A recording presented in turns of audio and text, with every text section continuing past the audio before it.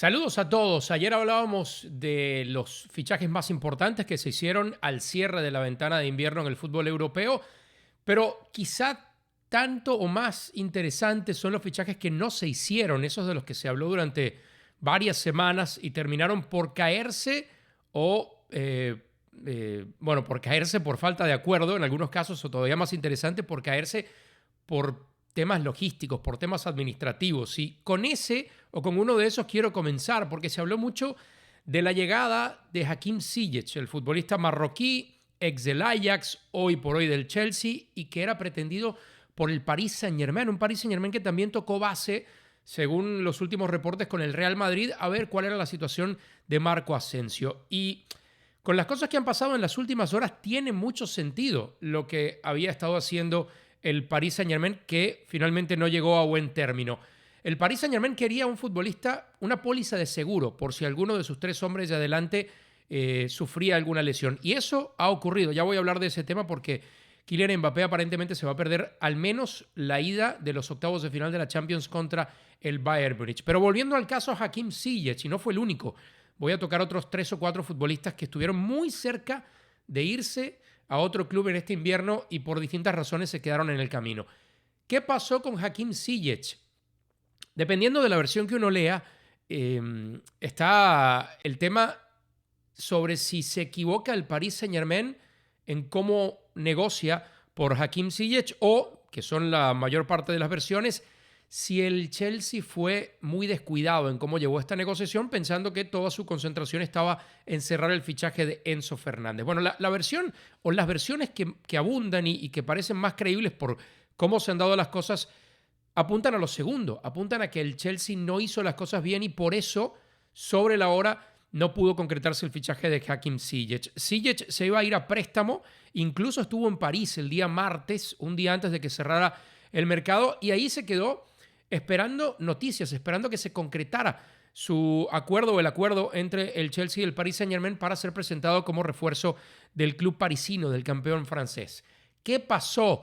Bueno, indica la mayor parte de los reportes que el Chelsea estaba tan concentrado en cerrar el fichaje de Enzo Fernández en esa negociación tan difícil con el Benfica que no mandó a tiempo los documentos y cuando los mandó sin firmar para que pudiera ser inscrito en la liga francesa el futbolista marroquí. Estamos hablando de un jugador con mucho talento, de un jugador que tuvo una buena Copa del Mundo con la selección de Marruecos y que vista la lesión de Kylian Mbappé podía haber sido una excelente incorporación al Paris Saint-Germain, al menos mientras se recupera el futbolista estrella del cuadro parisino.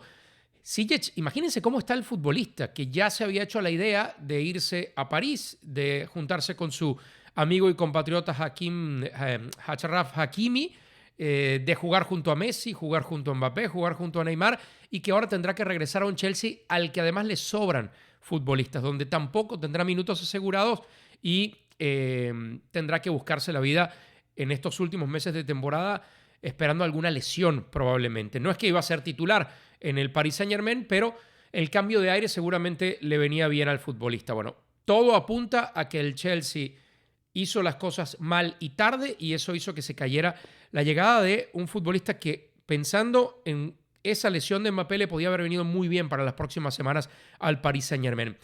Otro fichaje que no estuvo tan cerca de darse y que algunos piensan se va a dar en verano, pero que pensando en las circunstancias del Barcelona hubiera sido ideal, era la llegada de Yannick Carrasco al Barça. Y otra vez, hablando del presente y de las lesiones, el Barça se ha quedado recientemente sin Dembélé por varias semanas y Carrasco hubiera sido una gran incorporación para ocupar uno de esos lugares extremos. Hoy los ocupan Rafinha y Gavi, no es que esté corto de futbolistas, tiene a Ferran también el cuadro blaugrana, pero me parece que las características de Carrasco son mucho más similares a las de Dembélé y pudiera haber sido una gran incorporación. Carrasco tiene la virtud o la característica de poder jugar también como un carrilero adelantado, así lo ha hecho tanto con la selección de Bélgica como con el Atlético de Madrid, y vistos los inconvenientes que tiene normalmente en los laterales el Barça, era una opción interesante para tener allí en la recámara.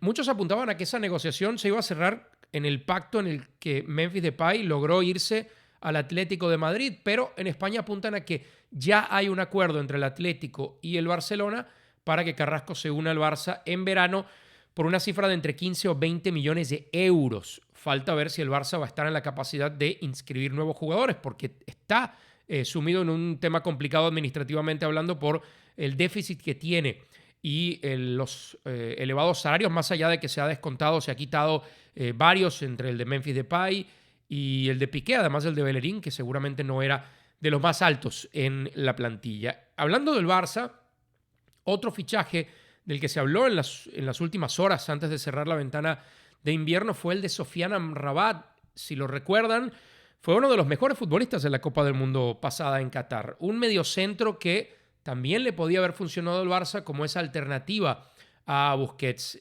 Acoplarse al sistema del Barça no es sencillo.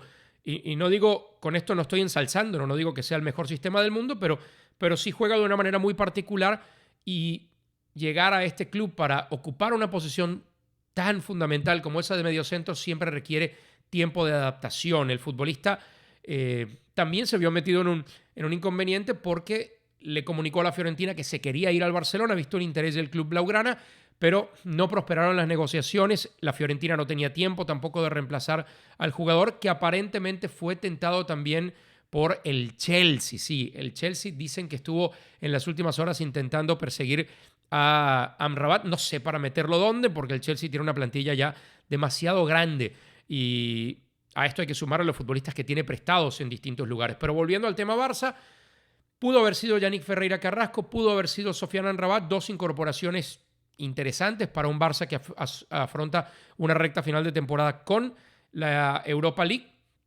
Un duelo contra el Manchester United en mediados de febrero que puede ser fundamental y sobre todo el objetivo más importante. Yo colgaba un video en esta plataforma sobre ese tema. El Barça tiene que apuntar a la Liga y hubieran sido dos incorporaciones interesantes para perseguir la Liga en esta temporada. Otro de los fichajes que parecía se iba a dar y se cayó, el de Moisés Caicedo, el futbolista ecuatoriano del Brighton. Se llegó a despedir incluso públicamente. Se despidió públicamente de la afición del Brighton, admitió que quería salir. El técnico de Servi dijo, nosotros queremos que se quede, queremos pelear por puestos europeos. Forma una muy buena pareja con el argentino Alexis McAllister en la mitad de la cancha. Y el futbolista ya había prácticamente hecho sus maletas. 70 millones de euros llegó a ofrecer el Arsenal. El Brighton dijo no, hay que tenerlas bien puestas para decirle no a 70 millones de euros en este mercado, entendiendo que lo de Enzo Fernández ha sido una excepción. Miren el resto de las cifras. O entendiendo que el Chelsea realmente ha sido una excepción, porque también pagó por Mijailo Mudryk una cantidad cercana a los 80 millones de euros, que parece una exageración, una barbaridad en medio del presente que hay en el fútbol europeo. Por eso los movimientos del Chelsea han dejado a los directivos de otros equipos con una interrogante en la cabeza. ¿Qué está haciendo el Chelsea? ¿Realmente hay un master plan detrás de todo esto?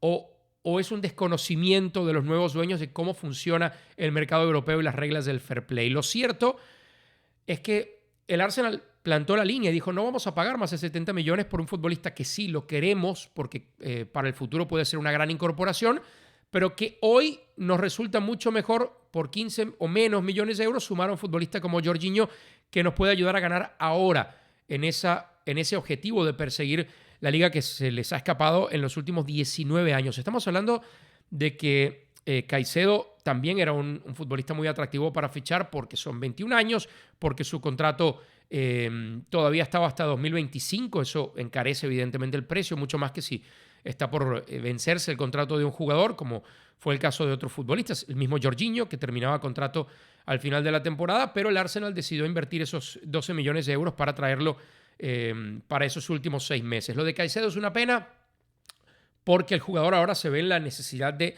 reencontrarse con la afición, de reencontrarse con su técnico, con sus compañeros, aunque entre colegas se entiende mucho más esta situación. No es el fin del mundo, sino pensemos lo que pasó hace un año y medio con Dembélé. Ousmane Dembélé era pitado cada vez que pisaba el césped del Camp Nou y hoy la gente le aplaude porque en el fútbol sucede así. Cuando regresas, haces goles, cuando funcionas para el equipo, a la gente se le olvida pronto que te quisiste ir, y muchos aficionados sí entienden que esto termina siendo también un trabajo para un futbolista y que por más amor que te pueda generar una camiseta después de llevar cierto tiempo jugando para un equipo, también los futbolistas quieren como cualquiera en su trabajo, ir ascendiendo, ir teniendo mejores oportunidades. Y hay clubes chicos, clubes medianos y clubes grandes. Y la mayoría de los futbolistas se sienten cómodos aspirando a jugar en clubes más grandes. Hay contadas excepciones y cada vez ocurre menos en el mundo del fútbol.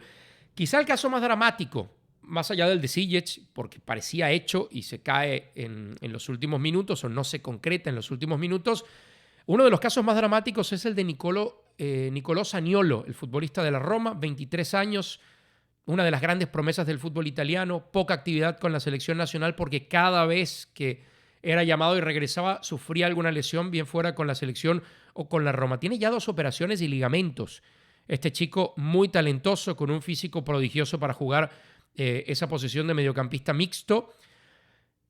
Y Zaniolo era perseguido por el Tottenham de Antonio Conte. Ese fue quizá el primer contacto, aunque se hablaba ya hace meses de un interés del Milan en Italia, un interés que permanece, pero el que prendió la chispa en este mercado invernal fue el Tottenham. Y después comenzaron a llegar declaraciones de lado y lado. Las de José Mourinho me parece fueron muy desafortunadas porque más allá de que puedes hacer público que un futbolista se quiere ir, hay maneras de hacerlo. Y creo que Mourinho contribuyó principalmente a poner en contra a la afición de la Roma sobre un futbolista como Nicolò Zaniolo. El aficionado siempre va a tener la potestad o el derecho de sentirse como quiera sobre un futbolista que quiere, que manifiesta su deseo de jugar en otro lugar.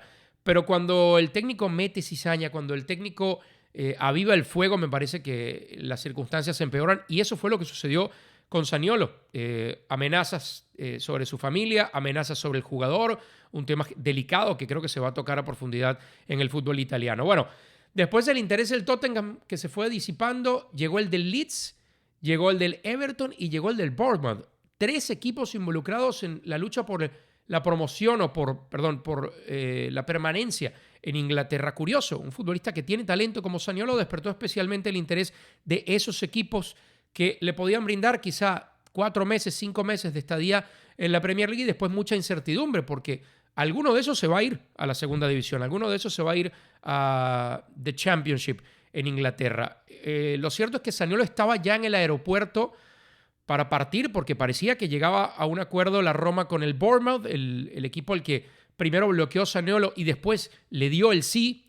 Y resulta que los ingleses se echaron para atrás y el futbolista quedó en una situación complicada. La Roma lo ha separado, del primer equipo. Parece que el jugador va a seguir entrenando con el club, pero según las palabras de Mourinho y la directiva, no está en los planes para cerrar la temporada con el cuadro romanista. Es una pena. No sé si la Roma se pueda dar el lujo de separar a un futbolista como Zaniolo, pero en principio es lo que va a hacer el club. Desafortunado, pero como hablaba con el tema de Moisés Caicedo, no es una situación que no tenga vuelta atrás. Si el futbolista hace el acto de contrición que los aficionados quieren y que el club desea, ya ha escrito una carta para dar esos primeros pasos, probablemente al final de la temporada le veamos de nuevo con el uniforme romanista. Se cayó también el fichaje de Julián Araujo, el futbolista México-estadounidense del Galaxy, también por temas administrativos. El Barcelona tenía toda la intención de traerlo, pero terminó por no darse ese fichaje por temas logísticos. Yo no terminaba de ver el sentido del fichaje porque, lo decía en un video anterior, me parecía que es un futbolista con características muy similares a las de Serginho Dest, un jugador que el Barça descartó o que terminó enviando al Milan porque según el cuerpo técnico no se adaptaba al estilo de fútbol del equipo. Yo veo similaridades entre los dos futbolistas, pero el Barça aparentemente había visto algo en Araujo que le gustaba, quería incorporarlo, quizá para jugar en el Barcelona B en principio, por esa imposibilidad también de inscribir nuevos futbolistas que tiene el Barça, pero se cae, no termina por concretarse ese fichaje. Esos son los que estuvieron cerca de darse y no se dieron por distintas razones. Pero creo que mucha gente se quedó con la idea, o aficionados de ciertos clubes, con las ganas de que su equipo fichara algo. Yo sigo leyendo en redes sociales, la gente me escribe: el Madrid tuvo que fichar un lateral o tuvo que fichar a un delantero, a un suplente de Benzema. Aparentemente ni siquiera esfuerzos hizo el Madrid. Hubo algunos reportes que apuntaban a que el representante de Dusan Vlahovic, el futbolista serbio de la Juventus, se ofreció al jugador al Madrid como opción. Aparentemente el Madrid lo descartó.